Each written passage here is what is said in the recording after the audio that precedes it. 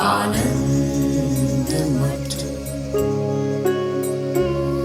आनंद मठ और ऋषियों की अनमोल धरोहर को संजोएं।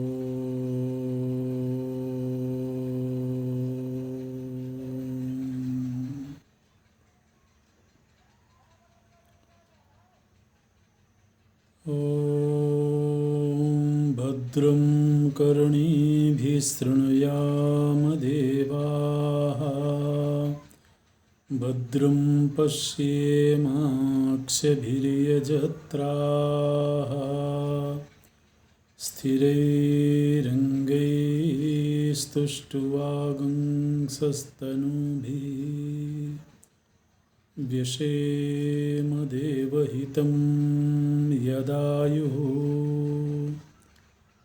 स्वस्ति न इन्द्रो वृद्धस्रवाः, स्वस्ति नः पूषा विश्ववेदाः, स्वस्ति नस्तार्क्ष्यो अरिष्टनेमिः, स्वस्ति नो बृहस्पतिर्दधातु। ॐ शान्ति शान्ति शान्तिः।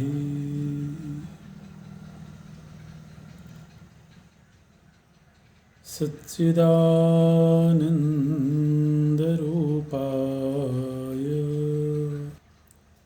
विश्वोत्पत्त्यादिहेतवे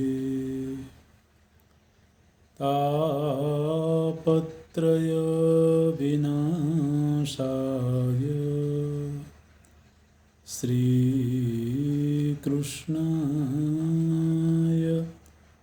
वयं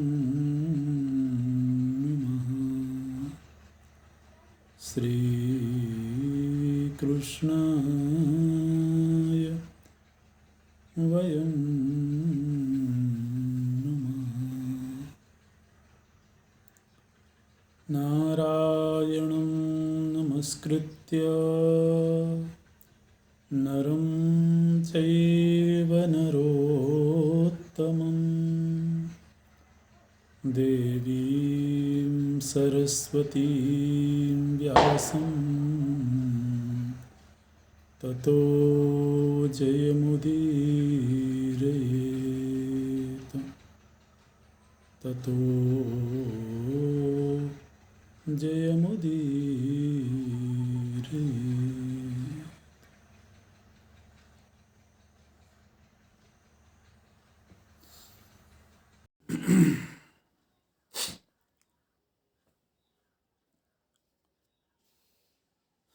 पांडवों की तीर्थ यात्रा के प्रसंग में एक बार भीमसेन कमल पुष्प लेने के लिए सौगंधिक वन की ओर गए हैं और वहाँ श्री हनुमंत लाल जी से उनका मिलन हुआ है। श्री हनुमंत लाल जी वहाँ एक विशाल कदली वन में रह रहे हैं और यह जो स्थान है यह कैलाश से थोड़ा आगे है। कैलाश के समीप में ही सौगंधिक नाम का वन है और वहीं कुबेर का निवास है, यक्षों का निवास है और यक्षों के राजा हैं कुबेर। यह सौगंधिक वन उन्हीं का है, यक्षों का है, और उनके अधिपति हैं कुबेर। तो उसी ओर जब वो भीमसेन जा रहे थे तब उनकी मुलाकात श्री हनुमंत लाल जी से हुई। श्री हनुमंत लाल जी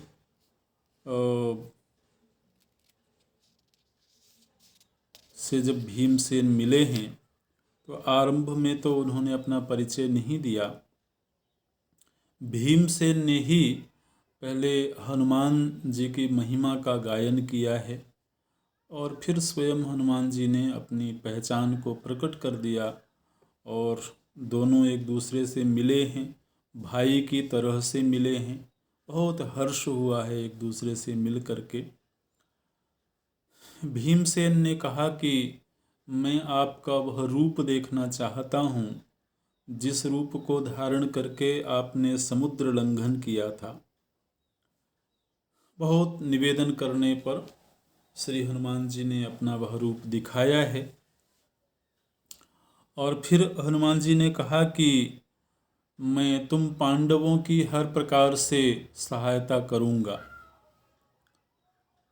यहाँ तक कि हनुमंतलाल जी बोलते हैं कि भीम, यदि तुम कहो तो इसी समय मैं हस्तिनापुर को तहस नहस कर दूं, इसी समय मैं दुर्योधन को बांध करके और तुम्हारे पास ले आऊं। तो इस तरह की बात हनुमान जी करते हैं। भीमसेन बोलते हैं कि आपने कह दिया तो मैं समझता हूँ कि यह कार्य हो ही गया है, क्योंकि महापुरुषों का संकल्प ही अपने आप में पूर्ण होता है। तो आज मुझे ऐसा लगता है कि जैसे आगे आप हमारे नाथ हैं और आपका बल पा करके हम सर्वथा अपने आप को सनाथ अनुभव करते हैं। हनुमंतलाल जी ने वचन दिया कि भीमसेन, मैं अर्जुन की रथ की ध्वजा में विराजमान रहूंगा और उस ध्वजा में रहते हुए मैं तुम्हारे शत्रुओं को बलहीन करता रहूंगा, जिससे कि अपनी दृष्टि मात्र से ही अर्जुन के सामने जो भी वीर आएगा वह आयुहीन हो जाएगा, बलहीन हो जाएगा और फिर उनको मारना तुम पांडवों के लिए आसान हो जाएगा। तो इस तरह से हनुमान जी ने वचन दिया है। और फिर भीमसेन से बोलते हैं कि आगे का रास्ता कठिन है, सौगंधिक वन में मनुष्यों का प्रवेश नहीं है, वहाँ बड़े विकट राक्षस उस वन की रक्षा करते हैं, कुबेर की सेवा में रहते हैं और वहाँ किसी भी मानवीय व्यक्ति को प्रवेश नहीं दिया जाता है। इसलिए मैं तुम्हें विशेष शक्तियाँ प्रदान करता हूँ, इन्हीं शक्तियों के बल पर तुम वहाँ पर जाओगे, लेकिन वहाँ जाकर के और कोई उपद्रव नहीं करना। इस तरह से मार्गदर्शन किया है हनुमान जी ने और फिर भीमसेन गए हैं आगे। हनुमान जी उसी समय पर अंतर्धान हो गए। जैसे ही विदा लिया है उन्होंने तो हनुमंतलाल जी अंतर्धान हो गए हैं। भीमसेन आगे गए हैं, सौगंधिक वन में पहुँचे हैं। वहाँ राक्षसों के साथ में उनका युद्ध होता है और अनेक राक्षसों को उन्होंने परास्त कर दिया, उनको मार दिया। और फिर जब बचे हुए राक्षस कुबेर के पास में गए हैं और उन्होंने जाकर के सूचना दी है, तो कुबेर बोलते हैं कि मुझे पहले से ही मालूम है कि कुंती नंदन भीमसेन इस समय पर कमल वन में आए हुए हैं कमल लेने के लिए, तो उन्हें रोको मत, सहर्ष उन्हें जितने कमल चाहिए वो उन्हें ले लेने दो। तो इस तरह से उन्होंने कमल लिया है। और जब तक कि भीमसेन वापस लौटते, चूंकि वो महाराज युधिष्ठिर से आज्ञा लेकर के नहीं गए थे, केवल द्रौपदी जी ने कहा था कि मुझे कमल चाहिए, और भीमसेन को स्वयं नहीं मालूम था कि कितनी दूर जाना पड़ेगा। लेकिन ये तो बहुत दुर्गम और बहुत दूर ये स्थान था। तो इस बीच में महाराज युधिष्ठिर को चिंता हुई है कि भीमसेन आ नहीं रहे हैं, कहाँ चले गए। तो द्रौपदी जी ने बताया किस तरह से हमने कमल लेने के लिए भेजा था। तो युधिष्ठिर जी बोलते हैं कि ये तो बड़ा विकट स्थान है, इसलिए हमें स्वयं भी वहाँ चलना पड़ेगा। और फिर वो स्वयं, उनकी सेवा में अनेक राक्षस और स्वयं घटोत्कच उपस्थित थे। तो उन्हीं की पीठ पर सवार होकर के ये लोग भी गए हैं वहाँ पर, और कुबेर ने इन सब का सत्कार किया है। तो ये स्थान कैलाश से आगे का स्थान है, वहाँ तक यात्रा करते हैं। और फिर वहीं आगे गंधमादन पर्वत है। गंधमादन पर्वत तक ही जाना चाह रहे थे असल में पांडव, क्योंकि अर्जुन गंधमादन पर्वत में ही गए थे तपश्चर्या करने के लिए, और वहाँ कुछ समय व्यतीत करते हैं। और धौम्य ऋषि वहाँ जो अनेक तीर्थ हैं उन तीर्थों की यात्राएं करवाते हैं। और यहाँ पर हिमालय में बड़े दिव्य दिव्य स्थानों का वर्णन है।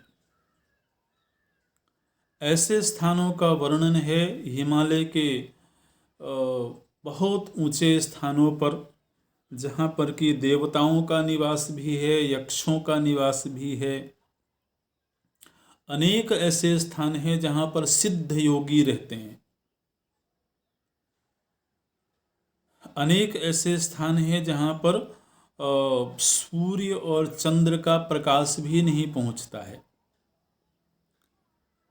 ऐसे ऐसे स्थान हैं, और वहाँ दिव्य प्राणी रहते हैं, सिद्ध, चारण, यक्ष, गंधर्व, ऐसे ऐसे योनि के लोगों का अलग अलग वहाँ पर निवास स्थान है।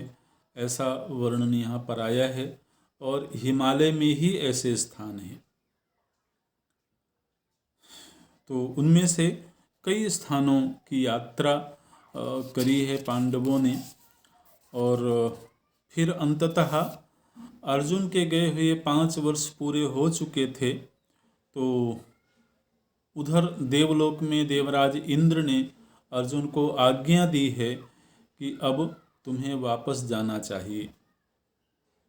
निवात कवच राक्षसों का अर्जुन ने वध किया है, जिसके लिए वो वहाँ पर रुके हुए थे।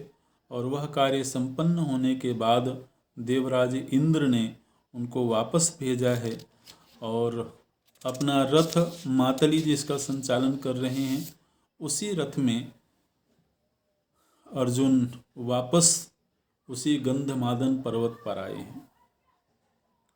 और उनको आश्चर्य हुआ कि उनके भाई लोग वहीं गंधमादन पर्वत में ही हैं, क्योंकि महाराज युधिष्ठिर असल में अर्जुन की प्रतीक्षा कर रहे थे, और इसलिए वो बड़े हर्षित हुए हैं उनको पा करके। और फिर जैसा कि हर जगह पर देखने में आता है कि जब कोई परिवार का व्यक्ति कहीं दूर यात्रा पर गया होता है, तो जब लौट करके आता है तो बड़ी उत्सुकता होती है लोगों में ये जानने की कि कहाँ कहाँ की यात्रा किए, वहाँ किन किन लोगों से मिलन हुआ। तो पांडवों में भी बड़ी उत्सुकता है ये जानने की, और अर्जुन बड़े विस्तार से बताते भी हैं। उन्होंने एक एक दिन का प्रसंग बताया कि कैसे मैं आप लोगों से जब विदा लेकर के गया तो कहाँ कहाँ गया, कैसे इस पर्वत में आकर मैंने शिव जी को प्रसन्न करने के लिए तपस्याएं करी। किस तरह से भगवान शिव किरात वेश में उपस्थित होते हैं और सूकर के निमित्त से हम दोनों का युद्ध होता है। किस तरह से भगवान शिव मेरे ऊपर प्रसन्न होते हैं और मुझे पाशुपत अस्त्र प्रदान करते हैं। और फिर वहाँ से स्वर्ग की यात्रा का पूरा वर्णन एक बार पुनः अर्जुन के द्वारा किया गया है और सभी पांडव बड़े हर्ष के साथ में उस प्रसंग को सुनते हैं। किस तरह से अर्जुन ने निवाज कवचों का वध किया और फिर किस तरह से स्वर्ग से उनकी विदाई हुई। स्वर्ग से विदा होते समय देवराज इंद्र ने बहुत सारा भेंट दिया था अर्जुन को, तो और अलग अलग लोगों के लिए भी देवराज इंद्र ने भेंट दिए थे। द्रौपदी जी के लिए भी कुछ भेजा गया था और युधिष्ठिर जी के लिए, भीमसेन के लिए, तो वो अर्जुन सभी को वो भेंट भी प्रदान करते हैं। और फिर सभी भाई मिलकर के वहाँ से वापस अब लौटने लगे हैं गंधमादन पर्वत से, और इस तरह से पुनः भ्रमण करते करते ये लोग द्वैत वन में आते हैं। आरंभ में ही काम्यक वन से ये लोग द्वैत वन में गए थे और द्वैत वन में पुनः वापस आए हैं। और इस पूरी यात्रा में लगभग 11 वर्ष का समय व्यतीत हो गया। 12 वर्ष की जो वनवास की यात्रा थी उसमें से पुनः द्वैत वन लौटते लौटते पांडवों को 11 वर्ष का समय व्यतीत हो गया है। 1 वर्ष और शेष है और फिर 1 वर्ष अज्ञातवास का होगा। द्वैत वन में रहते हुए एक घटना घटी और वो घटना ये थी कि एक बहुत विशालकाय एक अजगर था। एक बार भीमसेन अकेले ही वन के भीतर चले गए और वहाँ गए तो एक गुफा में उन्होंने प्रवेश किया और वहाँ जाते ही एक बहुत विशालकाय अजगर से भीमसेन का सामना हुआ। और भीमसेन जैसे विशाल शरीर वाले को भी उस अजगर ने अपने कैद में ले लिया। भीमसेन को उस अजगर ने पूरी तरह से जकड़ लिया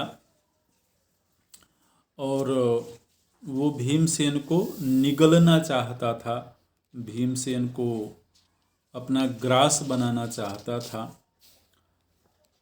और इस बीच जब महाराज युधिष्ठिर ने देखा कि भीमसेन को कहीं गए हुए बहुत समय हो गया है, लौट करके नहीं आ रहे हैं, तो महाराज युधिष्ठिर स्वयं भीमसेन को खोजते हुए वन में गए हैं।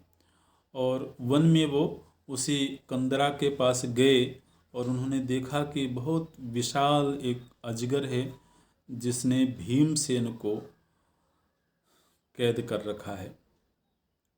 और उस अजगर के प्रभाव से उस समय भीमसेन मूर्छित हो चुके थे। हालांकि भीमसेन के शरीर में 10,000 हाथियों का बल था, लेकिन वो अजगर शायद बहुत ही भयानक रहा होगा। तो महाराज युधिष्ठिर गए हैं अजगर के सामने और अजगर के साथ में वो वार्तालाप करते हैं। उन्होंने कहा कि तुम मेरे भाई को छोड़ दो, तुमने क्यों इस तरीके से उनको पकड़ रखा है। तो अजगर बोलता है कि जो मेरे आहार का वक्त था उसी समय पर ये मेरे पास में आया। दैव योग से नियत काल पर जो आहार मेरे सामने आता है केवल उसी का मैं भक्षण करता हूँ। और ये भीमसेन उसी समय पर मेरे सम्मुख उपस्थित हुआ। मैं जानता हूँ, तुम्हें भी पहचानता हूँ, भीमसेन को भी पहचानता हूँ। तो लेकिन अब ये भोजन के समय मेरे सामने आया, तो इसलिए मैं इसको ग्रहण करूँगा। तो महाराज युधिष्ठिर बोलते हैं कि ऐसा है कि ये हमारा बहुत प्रिय और हमारा रक्षक है ये भाई, इसलिए तुम इसको छोड़ दो। इसके बदले में तुम्हें जो आहार चाहिए वो मैं प्रदान करूँगा तुम्हें, और साथ ही साथ तुम ये भी बताओ कि तुम कौन हो। तो वो अजगर बोलता है कि मैं तुम्हारा ही पूर्वज हूँ, तुम्हारे ही जिस वंश में तुम लोग पैदा हुए हो, इसी वंश में बहुत पहले एक नहुष नाम का राजा हुआ है। और वह जो नहुष नाम का राजा था बहुत प्रतापी यशस्वी राजा था, लेकिन जब उसको अत्यधिक ऐश्वर्य और समृद्धि की प्राप्ति हो गई थी, तब वह राजा ब्राह्मणों का अपमान करने लगा था। और इतना अपमान करने लगा था कि वह अपनी पालकी में कहारों की जगह ब्राह्मणों को नियुक्त करने लगा था। ब्राह्मणों के द्वारा वो पालकी उठवाता था। तो इस दुष्कृत्य के कारण ब्राह्मणों ने उस नहुष को शाप दे दिया था, और वही नहुष राजा मैं हूँ। मुझे ब्राह्मणों ने अजगर होने का शाप दे दिया था। तो तब से मैं अजगर हो करके और इस गुफा में ही पड़ा हुआ हूँ। और ब्राह्मणों ने जब मुझे शाप दिया था, उस समय उन्होंने मेरा आहार भी निश्चित किया था, एक समय निश्चित किया था, और उन्होंने ये कहा था कि इस नियत समय पर तुम्हारे पास दैव योग से स्वतः ही आहार उपस्थित होगा। तो तुम्हें आहार के लिए कहीं जाना नहीं पड़ेगा। अगस्त्य ऋषि का मुझे वो शाप और वरदान दोनों ही मिला था। तो तब से मैं यहाँ पर पड़ा हुआ हूँ, और चूंकि आहार के समय तुम्हारा भाई मुझे मिला है, इसलिए मैं इसे तो किसी भी कीमत पर नहीं छोड़ूंगा। तुम चाहे भले मेरे लिए दूसरा आहार लेकर के आओ, लेकिन चूंकि दैव योग से नियत समय पर यह मुझे प्राप्त हुआ, इसलिए मैं इसका भक्षण अवश्य करूंगा। लेकिन मैं तुमसे कुछ प्रश्न करता हूं। यदि तो तुमने उन प्रश्नों का ठीक ठीक उत्तर दे दिया, तो फिर मैं तुम्हारे भाई को छोड़ दूंगा।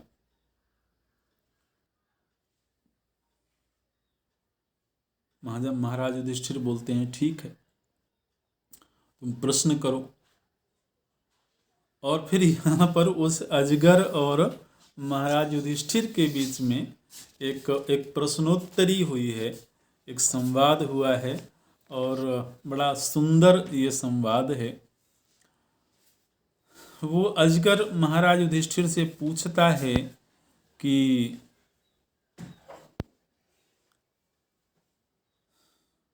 ब्राह्मण कौन है।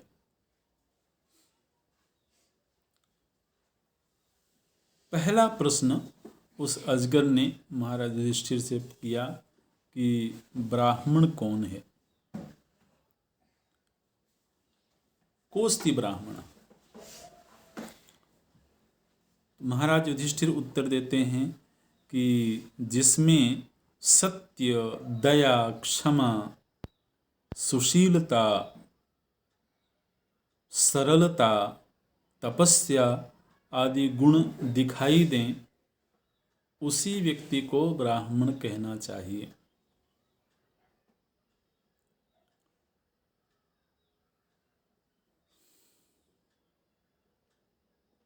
दूसरा प्रश्न अजगर ने किया था कि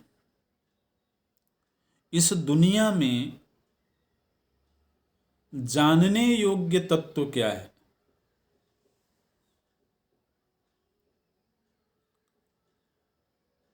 तो महाराज युधिष्ठिर उत्तर देते हैं कि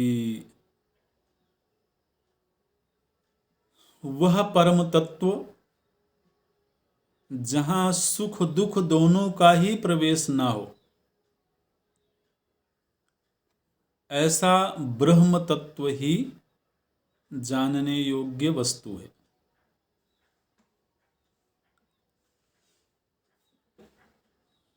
अच्छा,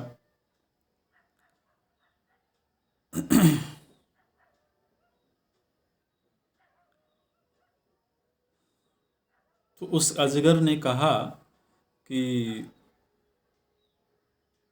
तुम ये कहते हो कि जिसके भीतर दया, सत्य, क्षमा, सुशीलता, सरलता, तप ये सारी वृत्तियां दिखें, उसी व्यक्ति को ब्राह्मण मानना चाहिए, ऐसा तुम कहते हो। तो शास्त्रों ने तो जाति से भी ब्राह्मण माना है।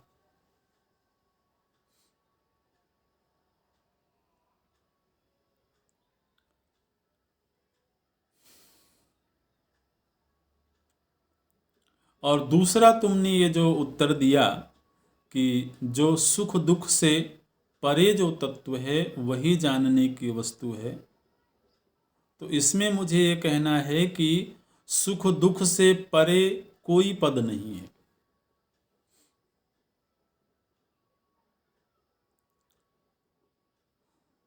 तो इसका उत्तर दो।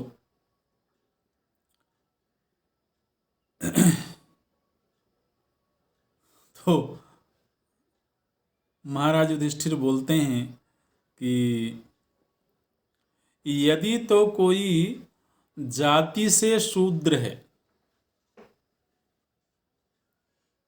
लेकिन उसमें ये जो सद्गुण हमने बताए हैं, सत्य, अहिंसा, दान, दया, सरलता, तपस्या, ये सारे गुण अगर उस व्यक्ति में दिखते हों जो जाति से शूद्र हो, तो फिर उस व्यक्ति को शूद्र नहीं माना जाएगा।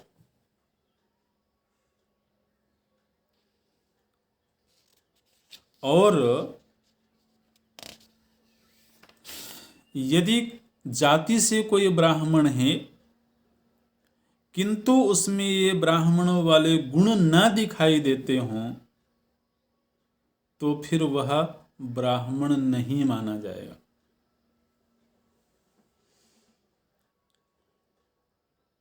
ऐसे बोलते हैं।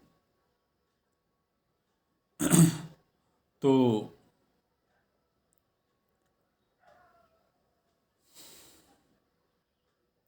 ब्राह्मणत्व का जो मुख्य पैमाना है वो सद्गुण है। शम, दम, दया, तप, अहिंसा, क्षमा, सत्य। और शास्त्रों में भी जहाँ पर ब्राह्मण का प्रसंग आया है तो वहाँ पर इन गुणों की चर्चा अवश्य हुई है। तो यदि जाति से कोई ब्राह्मण है तो व्यवहार की दृष्टि से, लोक व्यवहार की दृष्टि से तो एक बात होती है, लेकिन अध्यात्म दृष्टि से जब देखा जाएगा तो उसमें ब्राह्मण संज्ञा उसी को प्रदान की जाएगी जो इन सब गुणों से संपन्न होवे। ऐसे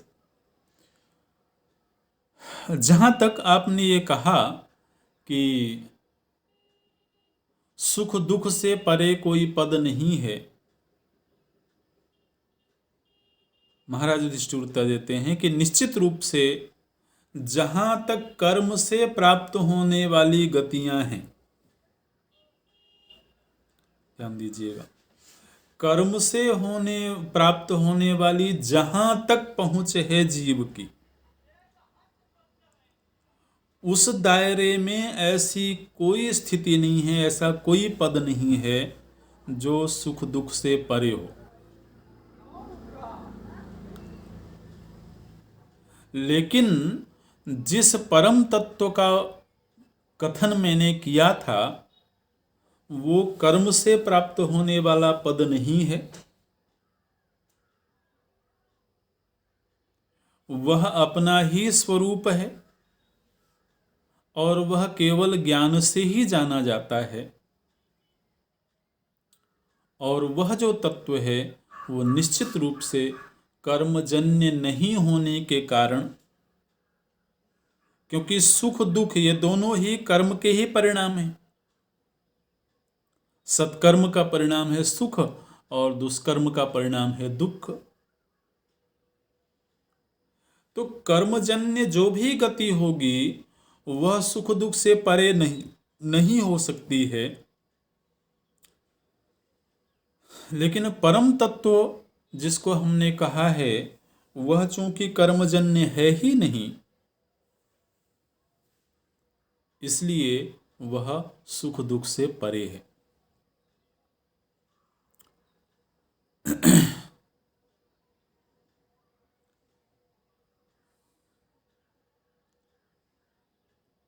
तो उस अजगर ने यहां पर पूछा है कि फिर तो तुमने भ्रम में डाल दिया। सामान्य तौर पर तो ब्राह्मण की पहचान जाति से ही होती है,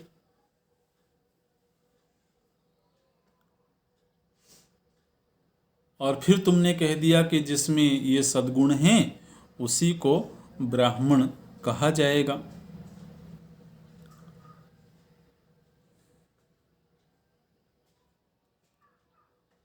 तो महाराज युधिष्ठिर बोलते हैं कि देखिए, इस समय जो काल चल रहा है, इस समय ऐसा काल चल रहा है जबकि जातियों में मिश्रण हो चुका है, जातियां मिश्रित हो चुकी हैं। इसलिए अब जाति के आधार पर वर्ण का निश्चय करना बड़ा कठिन हो गया है। जिस समय की वर्ण परंपरा, जाति परंपरा विशुद्ध रूप से चलती थी, जन्म से पैदा होने वाले जो ब्राह्मण हैं वो अपने आचरण में निष्ठावान थे और वो वैवाहिक जो संबंध होते थे वो भी शास्त्रीय मर्यादा के अनुसार होते थे। तब तो जाति के आधार पर वर्ण का निश्चय करना बड़ा आसान था। लेकिन जब से ये वैवाहिक रिश्ते जो हैं वो विकृत हो गए हैं, उनमें शास्त्रीय मर्यादा का अभाव हो गया है, तब से जाति के आधार पर वर्ण का निश्चय करना बड़ा कठिन हो गया है। इसलिए इस संदर्भ में मैं ये कहना चाहूँगा कि मैं इस बात के लिए मना भी नहीं कर रहा हूँ कि कोई जाति से ब्राह्मण नहीं होता है, लेकिन जब से समाज में विकृतियाँ आ गई हैं तब से जाति के आधार पर वर्ण का निश्चय करना ये बहुत कठिन हो गया है।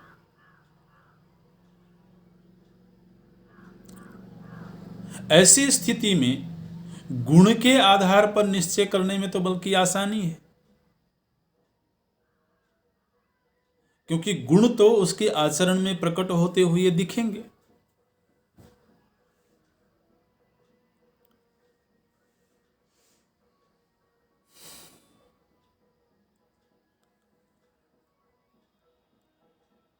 फिर यहाँ पर कुछ और भी चर्चाएं हुई हैं, कुछ और भी प्रश्नोत्तर हुए हैं, और इन प्रश्नोत्तरों में अंततः महाराज युधिष्ठिर सफल रहे हैं। उन्होंने हर प्रश्न का ठीक ठीक उत्तर दिया है, और ठीक ठीक उत्तर मिलने से वो जो नाग था वो संतुष्ट हुआ है, प्रसन्न हुआ है, और प्रसन्न होकर के उसने कहा कि महाराज युधिष्ठिर, मैं तुम्हारे हर उत्तर से संतुष्ट हूँ और मैं भीमसेन को छोड़ता हूँ। यहाँ पर एक प्रश्न ये आया था कि जीव पांचों विषयों का ग्रहण एक साथ ही क्यों नहीं करता है? शब्द, स्पर्श, रूप, रस, गंध, ये 5 विषय हैं। तो एक ही काल में पांचों विषयों का ग्रहण क्यों नहीं होता है? ये उस नाग के द्वारा प्रश्न किया गया था। एक प्रश्न ये किया गया था कि मन और बुद्धि में क्या भेद है। मैंने यहाँ पर बड़े सुंदर आध्यात्मिक ढंग से ही चर्चा हुई है। ये जो प्रश्न किया गया था कि पांचों विषयों का ग्रहण एक साथ क्यों नहीं होता है, तो उसके उत्तर में महाराज युधिष्ठिर बोलते हैं कि वास्तव में इंद्रिय विषय का भोक्ता नहीं है। अंतःकरण में परिच्छिन्न जो चैतन्य है वही विषयों का भोक्ता है, और उसके पास में उस विषय को ले जाने का कार्य मन करता है, और मन एक समय में एक ही इंद्रिय के साथ मिलता है और फिर उस विषय को ग्रहण करता है। तो चूंकि मन विषय को लेकर के भोक्ता के पास में जाता है और वह मन इंद्रिय से संपर्क करके तब विषय को ग्रहण करता है, तो जिस समय पर वह जिस इंद्रिय के साथ मिलकर के विषय को ग्रहण करता है उस समय उसी विषय का ग्रहण होता है। इसलिए युगपत एक ही काल में मन पांचों इंद्रियों से नहीं मिलता है, इसलिए एक ही काल में पांचों विषयों का ग्रहण नहीं होता है। इस तरह से उत्तर दिया है उन्होंने। ये पूछा गया था एक प्रश्न कि भोक्ता कौन है?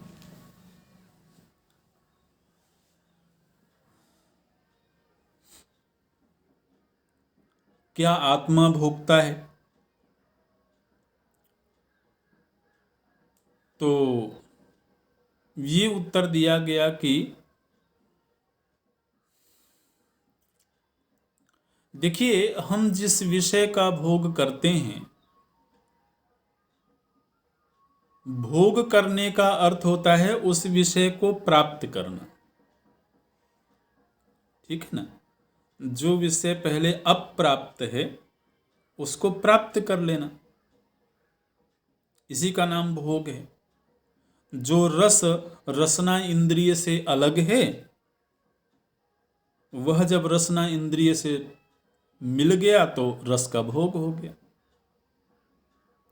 इसी तरह से जो शब्द कर्ण इंद्रिय से पृथक है, वह शब्द जब कर्ण इंद्रिय से एक रूप हो गया तो शब्द का भोग हो गया।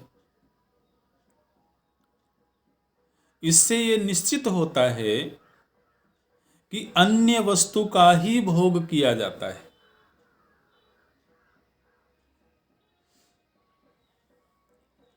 आत्मा तत्वतः किसी भी वस्तु से अन्य नहीं है।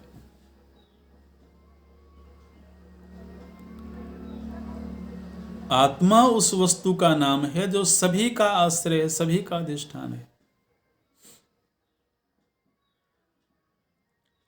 तो जो आत्म वस्तु किसी से भी भिन्न ही नहीं है तो वो किसका भोग करेगी?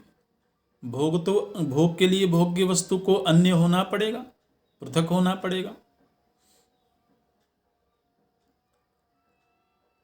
इसलिए विशुद्ध आत्मा किसी वस्तु का भोक्ता नहीं है, क्योंकि उसके लिए कोई भी वस्तु अनुपलब्ध नहीं है।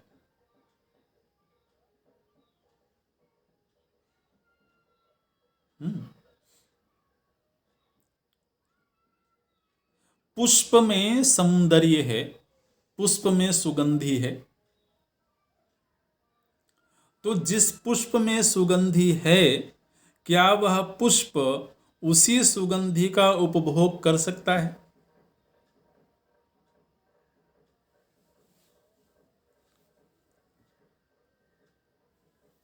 क्योंकि सुगंध अगर उससे पृथक होती तब वो उसका उपभोग करता।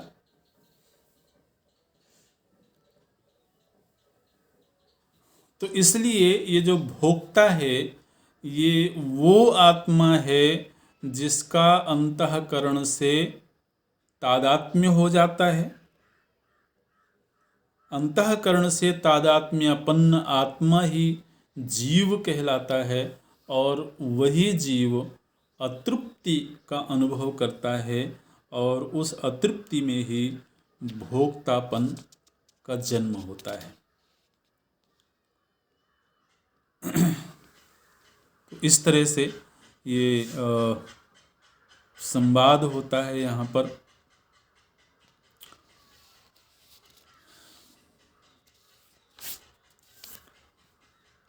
और अंततः ये बहुत सार्थक संवाद रहा, और उस सर्प ने भीमसेन को छोड़ दिया, और फिर प्रसन्नतापूर्वक महाराज युधिष्ठिर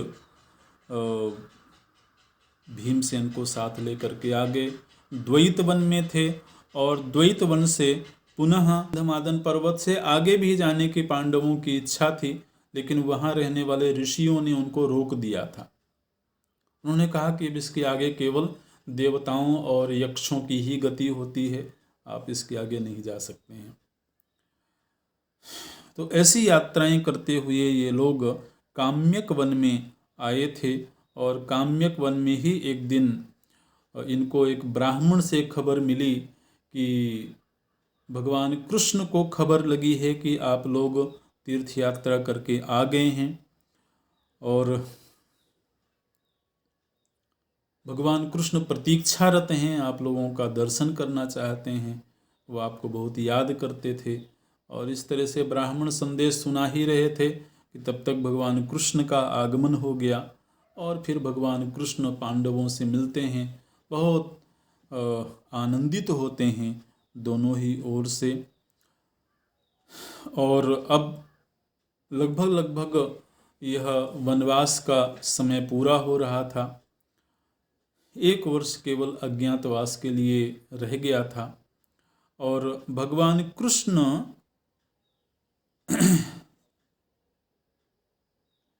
कि मिलने के तुरंत बाद ही मार्कंडेय मुनि का आगमन हुआ है। मार्कंडेय मुनि के विषय में बोलते हैं कि ये कल्पांत जीवी हैं। कल्पांत जीवी मतलब कल्प पर्यंत मार्कंडेय ऋषि का जीवन है। इनको चिरंजीवी भी कहा जाता है, जैसे हनुमान जी चिरंजीवी हैं, इसी तरह से मार्कंडेय ऋषि भी चिरंजीवी हैं, और उनकी आयु तो हजारों वर्षों की है, लेकिन देखने में वो बिल्कुल युवक मालूम पड़ते हैं। नवयुवक की तरह से मार्कंडेय ऋषि दिखाई देते हैं।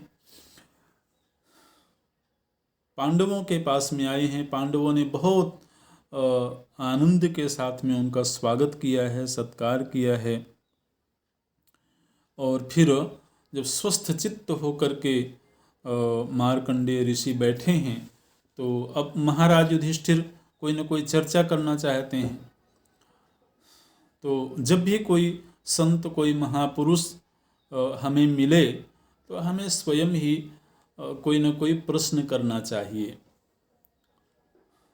चाहे भले वो हमारे मन का प्रश्न हो या नहीं भी हो, लेकिन चर्चा का आरंभ करने के लिए।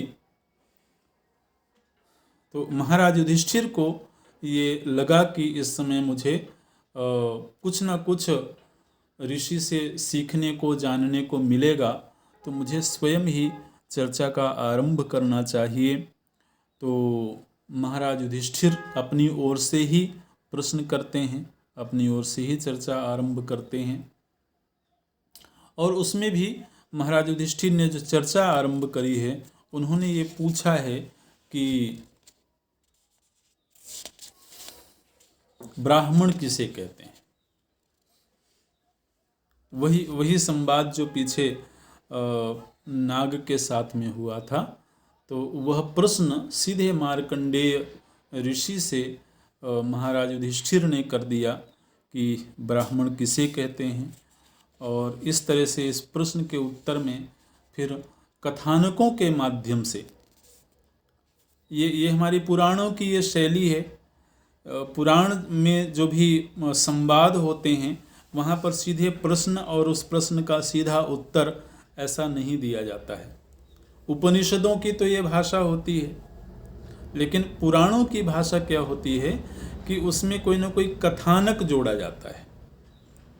कि जैसे एक प्रश्न किया गया तो वक्ता के द्वारा ये बताया जाता है कि ऐसा ही प्रश्न उस प्रसंग में उस समय पर किया गया था, इस तरह से। तो कोई ना कोई आख्यायिका बता करके और फिर उस प्रश्न का उत्तर दिया जाता है। तो ये यहाँ पर मार्कंडेय जी बताते हैं। एक बड़ी सुंदर बात मार्कंडेय ऋषि ने यहाँ पर बताई है ब्राह्मणों के संदर्भ से, और ब्राह्मण ही नहीं बल्कि प्रत्येक मनुष्य जाति के संदर्भ से। उन्होंने कहा कि जिस समय पर यह सृष्टि उत्पन्न हुई और ब्रह्मा जी के द्वारा जब मानवीय सृष्टि की गई, मनुष्यों की सृष्टि की गई, उस समय पर मनुष्यों की आयु हजारों वर्ष की हुआ करती थी। उस समय के जो मनुष्य थे वो आकाश में भी विचरण करने में, आकाश में चलने की भी सामर्थ्य रखते थे। उनकी सूक्ष्म गति थी। और उस समय के जो मनुष्य थे उनमें कोई भी मनुष्य अपने धर्म से विपरीत आचरण नहीं करता था। चूंकि शास्त्र में वर्णित धर्म के अनुसार ही प्रत्येक वर्ण का मनुष्य, चतुर्वर्ण तो बन गए थे आरंभ में ही, लेकिन चारों ही वर्ण के मनुष्यों में अद्भुत सामर्थ्य थी।